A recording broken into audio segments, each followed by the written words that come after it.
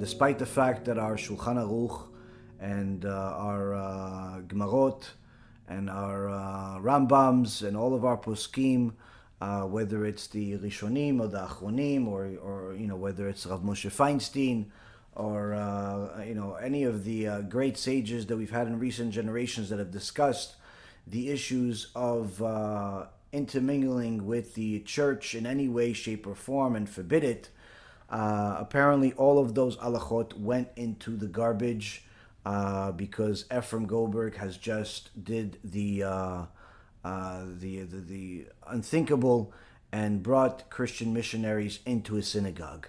Now, of course, it's coming in the guise of a united event, but anyone that has a brain in their head knows that this is indeed the plan of the church, to disguise themselves as friends, but having an agenda which is to bring the Jewish people to the church, as they do so proudly, do so zealously, and quite frankly, do so unashamed. They in their Louisiana report, they specifically give 77 pages of instructions to the evangelical Christians that they have to be missionaries, and not only missionaries, but they have to missionize the Jews specifically, because if their Jesus is not the Messiah of the Jews, then he's not the Messiah of the Christians. Thereby, they have to bring the so-called gospel of Jesus to the Jewish people, because, as they said, the renewed call in this report says that Jesus is the salvation for both Jews and Gentiles. And although this makes them, they say, vulnerable to accusations and of spiritual arrogance and so on, they're in essence saying that this is still for the better cause. It's in essence a necessary evil, and that's why they quote their false testament in Romans chapter 1 verse 16, where they say we're not ashamed of the gospel, as they're to the Jew first, then to the Gentiles. That's the core belief of Christianity.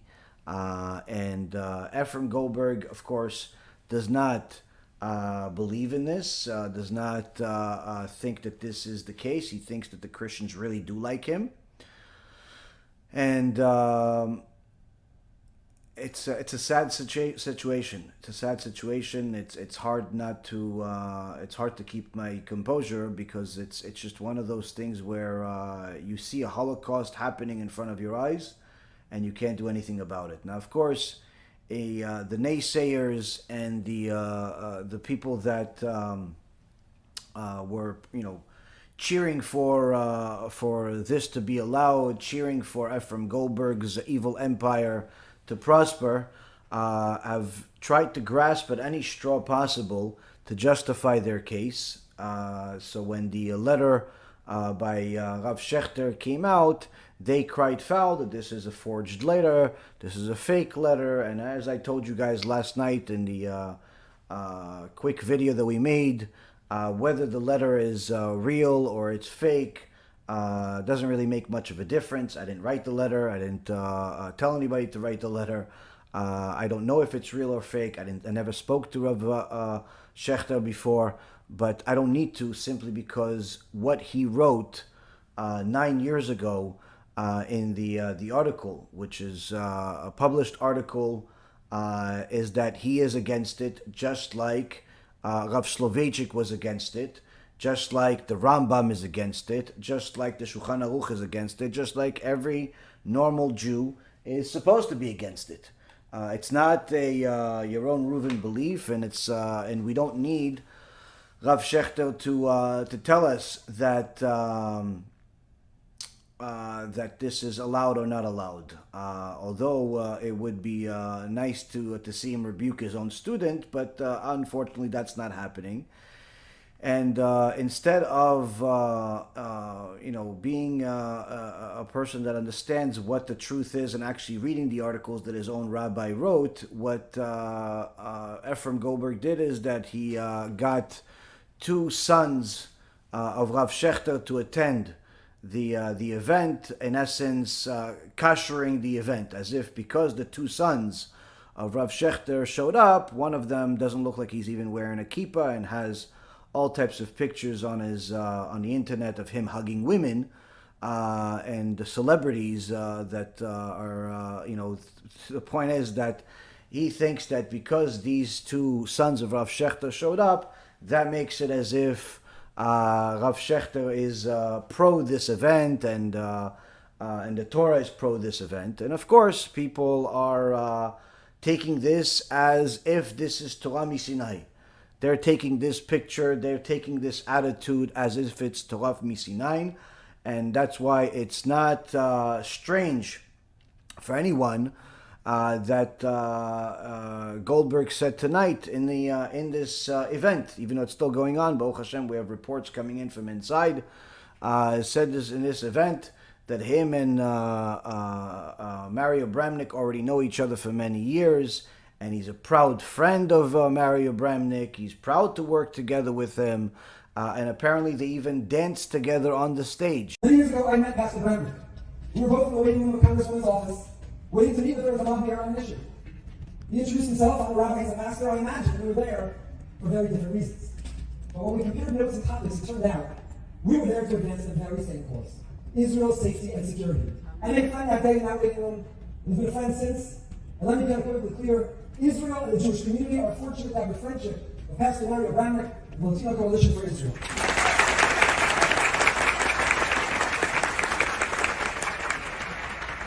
We have worked together several times since that original meeting, never about religion, never debating God or the Bible, always exclusively about Israel, the safety and security of our brothers and sisters there.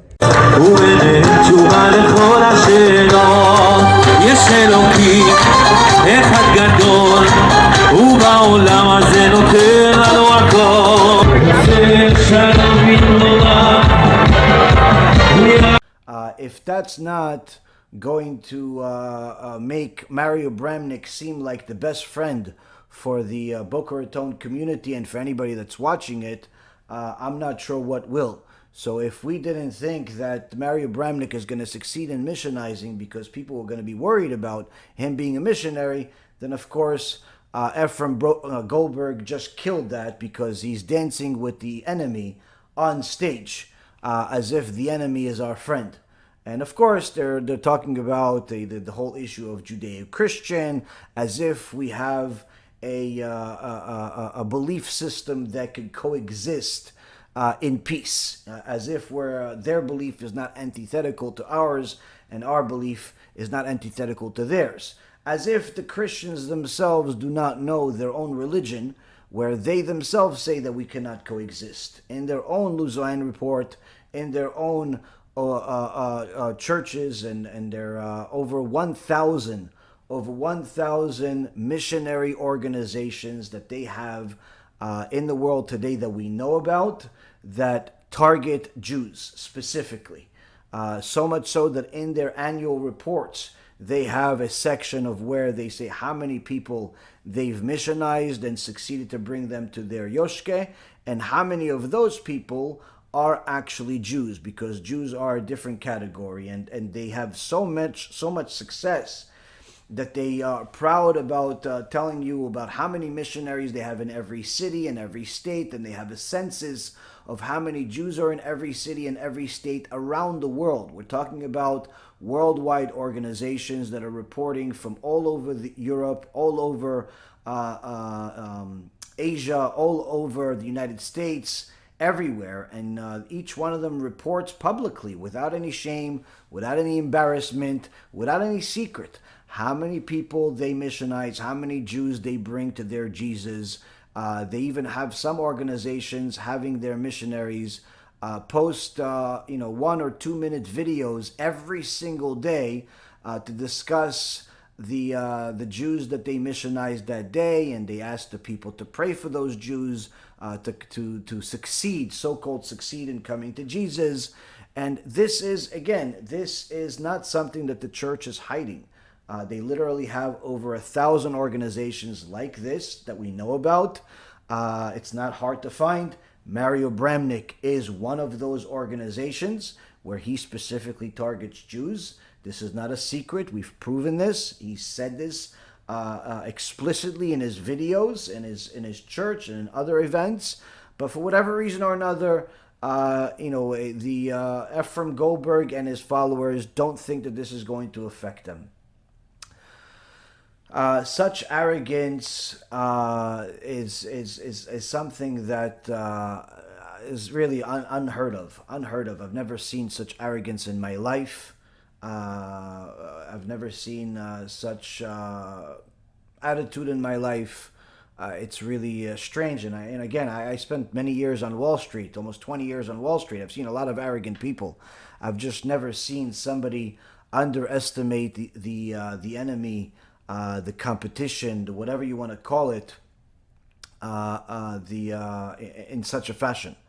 I've never seen somebody so ignorant, intentionally ignorant, as I've seen in this particular case. And unfortunately, Ephraim is not the only one to blame in this case. There are many other rabbis that were aware of this and either supported him or simply chose to stay quiet, which quite frankly is there's not much of a difference between the two, because the damage is there, and because this event came without much support by the rabbinical world, it is now turning a new chapter for American Judaism, most likely new chapter for Judaism around the world, where these types of events, Hashem Yirachem, may actually become a standard in your local community. And now you're not only going to have to fight the secularism that is each community is facing and fighting against. You're not only going to have to fight the immorality that is in every community, that whether religious or non-religious. You're not only going to have to fight the world at large, and all of the different battles that we have as a community, as a people, but now you're going to have to fight a new enemy that the rabbis are actually bringing to the table, literally fulfilling the prophecy by Rabbi Shimon Bar Yochai that although he wasn't a prophet, what he said is literally simply prophecy, where he said that most of the rabbis in the last generation before Mashiach will be the Erev Rav, will be the enemy themselves. And if these other rabbis that either supported Ephraim or stayed quiet are going to follow suit and do what he did and bring missionaries to the synagogues, then you might as well have all of those synagogues turn into churches, because that's in essence what's going to end up happening. Now, of course, we wish well for everybody. We wish HaKadosh Baruch Hu to uproot all of the idolatry from the world. There's a special blessing for it. We wish for everybody to be protected, but we're also realistic. We know that not everybody is spiritually strong. We know that not everybody is knows the text, has strong emunah. And unfortunately, many people fall prey to these missionaries, hence the reason of why they have so many organizations that are doing it, because they're obviously succeeding. And you see from their videos, from their text, from their documents, that they are succeeding in Israel, they're succeeding in America, they're succeeding in Europe, they're succeeding all over the world, and their success in missionizing is our failure. Our failure as Jews, our failure as leaders, our failure as individuals that are not able to protect our own backyard, and simply allowing the enemy not only to come in, but as of right now, as of the beginning of a new era that Ephraim Goldberg himself began, this is going to become a standard. Meaning that they're not only going to be welcomed, but they're actually going to be highlighted.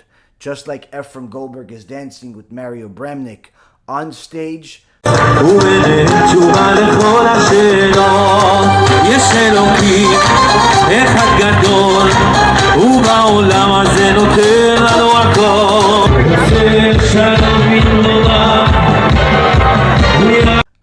I would not be surprised if chas v'shalom, but I would not be surprised if some of those weak people, spiritually weak people in his community, also find themselves dancing inside a church, just like that Eli Cohen woman that he's also having speak ended up speaking inside the church of Mario Bramnick on multiple occasions, which of course any Jew knows that a Jew is forbidden from being inside a church for any reason. Even from working inside a church, you're not allowed to be in. Needless to say, you're not allowed to speak there, you're not allowed to pray there.